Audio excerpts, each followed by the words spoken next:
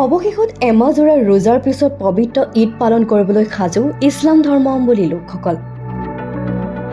পবিত্ৰ ঈদ উল ফিতৰক আদৰিবলৈ সমগ্ৰ ইছলাম ধৰ্মাৱলম্বী লোকসকলে সজাই পৰাই তুলিছে ঈদগাহ মৈদানসমূহ। সমগ্ৰ ৰাইজৰ লগতে চাপৰৰ খেৰডুবি ঈদগাহ মৈদানো স্থানীয় ৰাইজে সজাই পৰাই তুলিছে।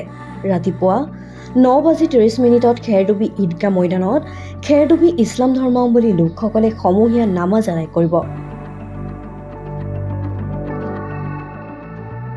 এই পবিত্ৰ ঈদে যাতে সমগ্ৰ বিশ্বতে শান্তি সম্প্ৰীতি বজাই ৰাখে তাৰে নেদেখাজনৰ ওচৰত প্ৰাৰ্থনা জনায়। প্ৰথমতে আমি খেৰডুবি আঞ্চলিক ঈদগাহ সমিতিৰ তৰফৰ পৰা সমূহ ভাৰতবাসীক ৰাইজক আমি ঈদৰ শুভেচ্ছা জ্ঞাপন কৰিছোঁ।